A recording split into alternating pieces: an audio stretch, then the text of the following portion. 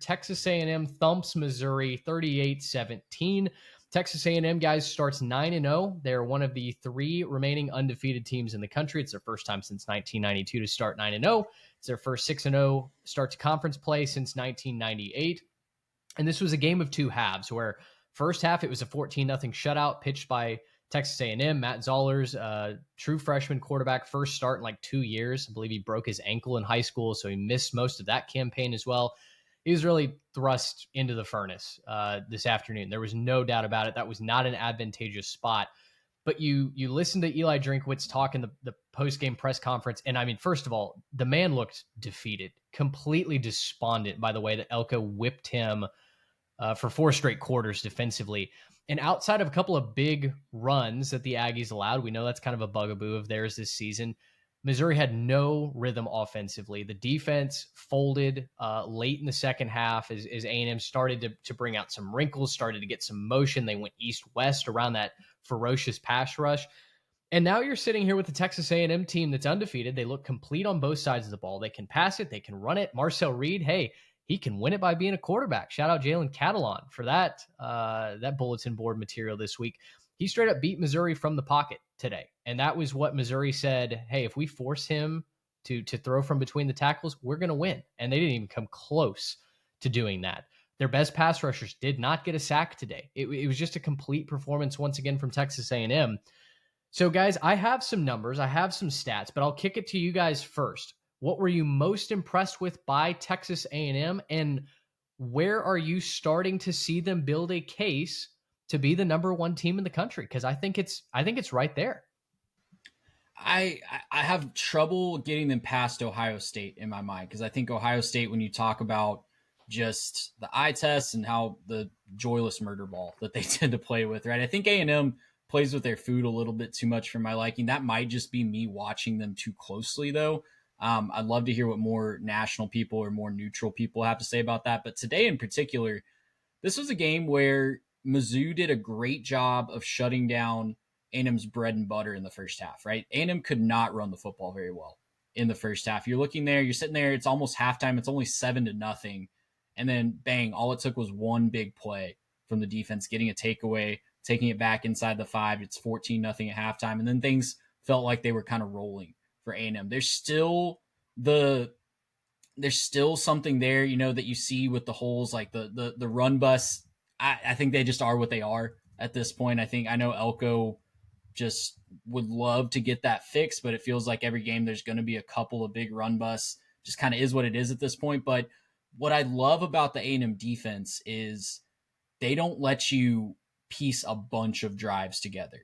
If they get you with a big play, they're probably going to put some points on the board, but they don't let you do that consistently. If the quality drives are few and far between, you might get points on your quality drive, but you're not going to string quality drives together. The in-game adjustments are awesome. So yeah, I mean, it was another very impressive performance on the road. Yes, they were going up against a quarterback making his first start, but they went out there and did what they were supposed to do. And it was a hostile environment against very good running game that did amazing things on the ground. But hey, it's 9-0. And again, you can talk about their schedule. You can talk about who they've missed on the schedule all you want, but it's 9-0 against an SEC schedule and a win out of conference against a top 10 Notre Dame team. That's one of the best resumes in the country. That does seem to be the game that everybody that tries to poke holes at A&M ship conveniently forgets about. As Notre Dame is just knuckle dragging opponents up and down their schedule, suddenly we seem to forget that we won that game in South Bend. Garrett, I mean, I think the quality drives point is probably the thing that I'm most excited about as we go into this last stretch of the season.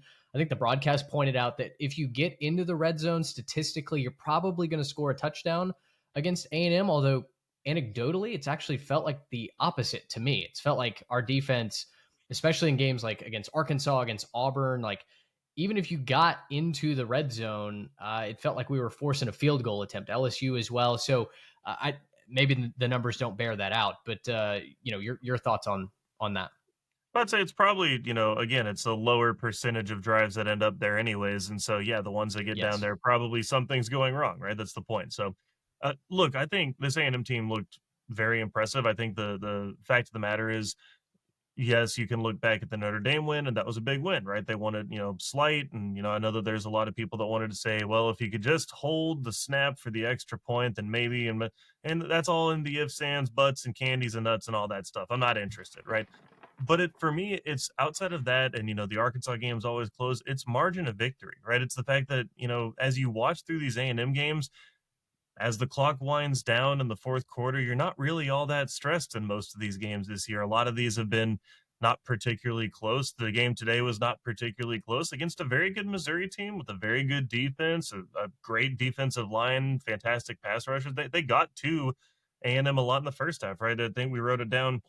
A&M had 23 rushing yards in the first half, finished with 243. Like, they just wore them down at a certain point, but Missouri was winning plenty in the first half against the run game. So uh, I just think at this point, when you look at the teams and what they've done, you look at margins of victories and the way that they control the game, the way that they can win games. There's not one formula for how A&M wins games, right? Sometimes the defense shows up and makes stops when they really need to. You think about the Auburn game, right? Sometimes the offense just goes out there and races away with the game. And I say that sometimes they've scored 30 points in every game but one this year. So most of the time the offense is doing whatever they need to score and make it a winnable game. At this point, I think that we've seen enough out of A&M to say that there's no real reason to doubt this team. I know that, yes, strength of schedule in conference, but kind of going back to Trey's point about Indiana, we were talking about how, like, Penn State's a team we all expected to be really good coming into the year. Well, I could show you Florida, and I could show you South Carolina, and I could show you Auburn was getting a lot of hype going into the year as well. Like, a lot of the teams on A&M's schedule were supposed to be like a kind of murderer's row going into the year. So if we're going to go by that standard of, like, well, the team is talented going into the year, and then, we expect a bunch out of them anyways. Yeah, that's just kind of where I land with it. It's like A&M's played a bunch of those teams too. So I think the issue that you're going to run into trying to discredit A&M is, by most metrics, you're going to kind of have a problem trying to discredit them, right? Is it that they don't score? No, they score. Is it that they don't play defense? No, they play good defense. If you want to nitpick the long runs they give up every now and then, again, same thing I said for Indiana. A&M fans should be thrilled that they're getting nitpicked about how good they are, right? If they're like, yeah, well, sometimes those linebackers get sucked inside, they don't quite get that edge contained. That's a great place to be. If your team's getting complained about that, that's a great place to be. So, yeah, I think A&M has clearly established themselves as one of those top three teams. I wouldn't be shocked if they jump up to number two just based on how massive they beat Missouri. For me personally, I would have a hard time not putting them at two in my ranking tomorrow. It's been a very good team, and it's really hard to poke holes in what this team is right now. Can I jump in real quick, Mitch? Sure. Because I think what you're saying, Garrett, too, just to add to it, just like I said with Indiana, these unbalanced schedules, we can just play dumb semantics games all day until we have an NFL type schedule where it's balanced and maybe the first place teams are playing each other and you have an out of conference challenge set up, right? It's just dumb Twitter arguments. Like, it'll get settled on the field in the playoff. The bowl games are, I guess, somewhat going to matter, but when you look at who some of these teams A&M have beaten out of conference, and that can be said for Indiana too, right? Illinois beat the snot out of a team that could win the ACC in Duke, and Indiana beat them by 56 points.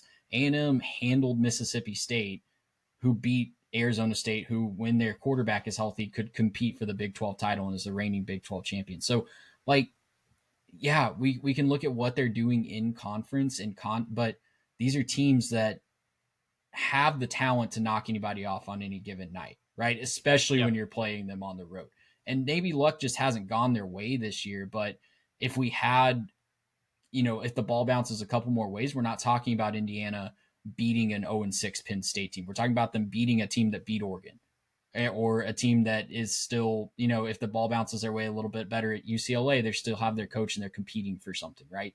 If A&M, if Arkansas, the ball bounces their way a couple more times, or heck, Mississippi State, if they beat Tennessee in overtime or Texas in overtime, then that's a ranked win for Texas A&M. It's just so silly to try to look at all these resumes on a microscope and actually remove the context from the games on the field. I think I can make the case for Texas A&M being the number one seed Tuesday night. Realistically, do I think that that will be the case? No, I think more than likely, and this seems to be kind of not the consensus, but the majority of opinions that I've seen from around Twitter and just talking to people this afternoon, that A&M probably will bump up to 2 because of their win today. But guys, the case for A&M being number 1 isn't just something cooked up in Aggie land. It's based on what Mac Rhodes and the committee are saying. There's a real chance that the Aggies could be on top on Tuesday night, and it looks like this. A&M has 3 wins over AP top 25 teams, all 3 of them coming on the road, right? We talk about winning at home, and that's one thing. And obviously, when you play at Kyle Field, one of the best environments in the sport, it's almost like sometimes that hurts you. Well, you got them at home, you beat them at home, but let's see you go on the road. Winning on the road had been a real issue for Texas A&M. We just hadn't done it over the last couple of years. Elko immediately had turned that around. And obviously, when you start 9-0, it means you're going to go on a big road winning streak as well. And the Aggies have done that, right? They had to go to Arkansas, to LSU, to Missouri. At one time in this preseason, a stretch that Aggie fans were kind of hoping they'd go 1-2 in and just hang on for dear life, right? If you were trying to beat the 8-4 allegations, well, this was a stretch that you needed to win at least one of those games, maybe 2, and you'd be feeling pretty good. But Trey, when you and I did the SEC preview, we weren't sure about the LSU game. I think we were penciling that one in as a loss. And I was certainly very nervous about the Missouri game because of all the respect that I had for the defense. So 3 AP top 25 wins. That's more than any other. That's more than Indiana and Ohio State for sure.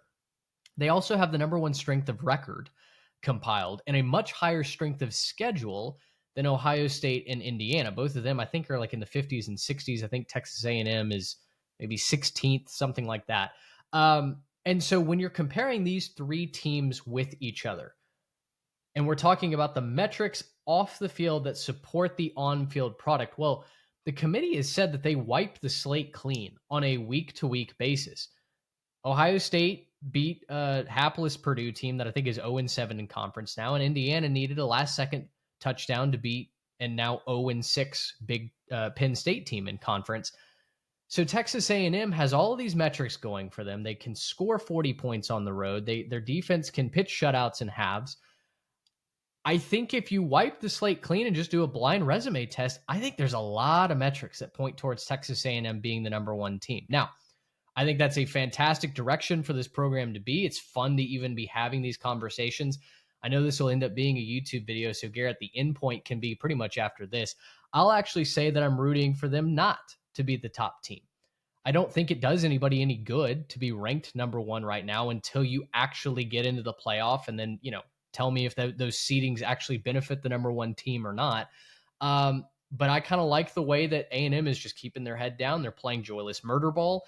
They are suffocating teams' will on the offensive side. And I really do seem to get the vibe that you could rank Texas A&M 1, you could rank them 10, you could rank them 25.